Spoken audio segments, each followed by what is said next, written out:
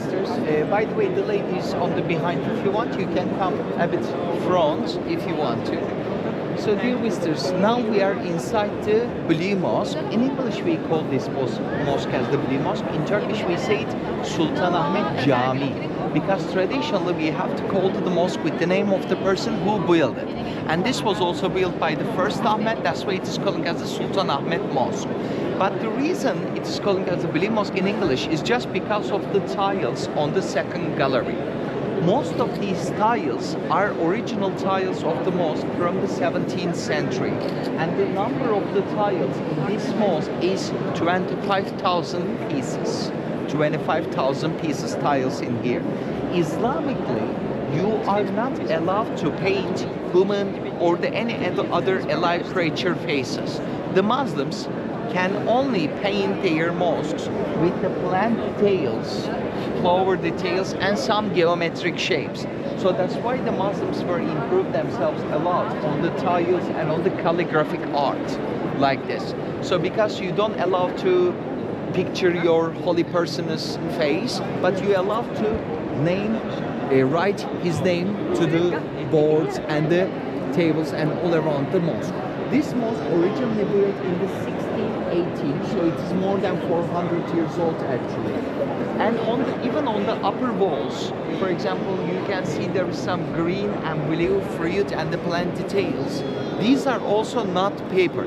Well, they are also hand paintings, and they were also painted by the vegetable dyes colors. So they are also the original nude Pantheons of this mosque. This mosque's architecture was named as the Sedefkar Mehmed Ağa, in the meaning master of mother of pearl. So in this mosque, if you see any of the mother of pearl details, like on the gates or on the wardrobes, all of them were crafted by the architectures himself actually. And also this section is recently under restoration.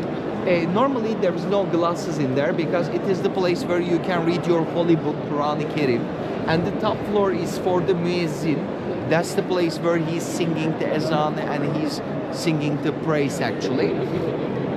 And also, have you took attention something different in between the light bulbs? For example, when you take a look to these light bulbs, do you see there is an ostrich egg? Can you see the ostrich egg? Take a look to my... Can I go there?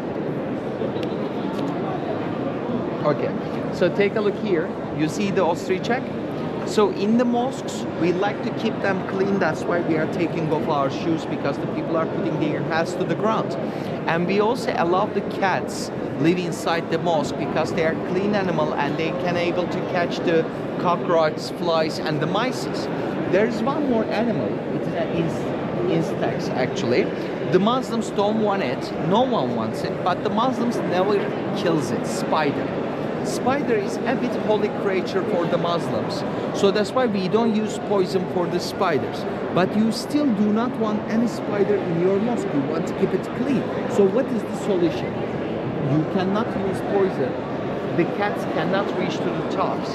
Then you are having an ostrich egg. You are taking a natural fresh ostrich egg. You leave it to the room temperature for 2 months long. Then it got spoiled. When it's spoiled, it leaves a smell.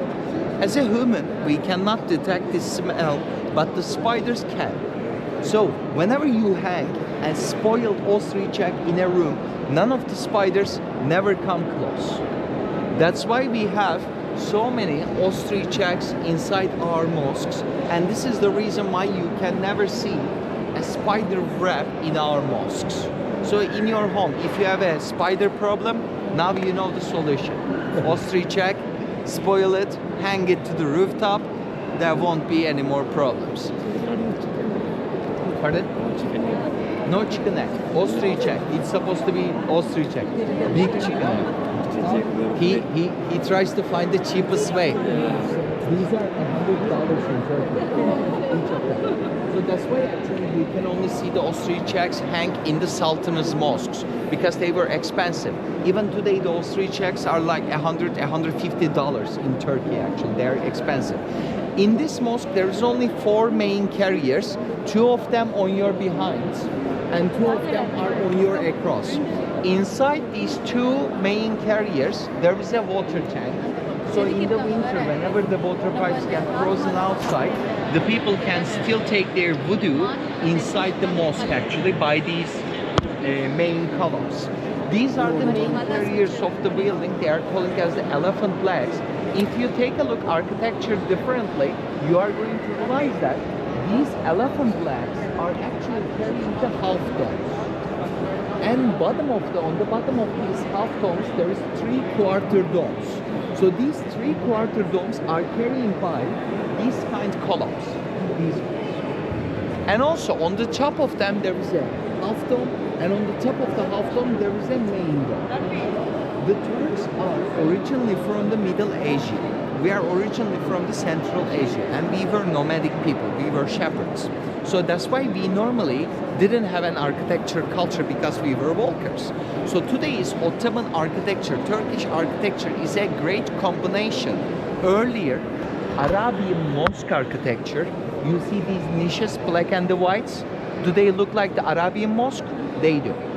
And also Byzantine church architecture.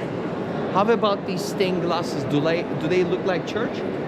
How about the dome? It is also like the Roman church. So this is the Turkish mosque, because we mix the Arabian mosques and the Roman church to each other, then it became Turkish mosques.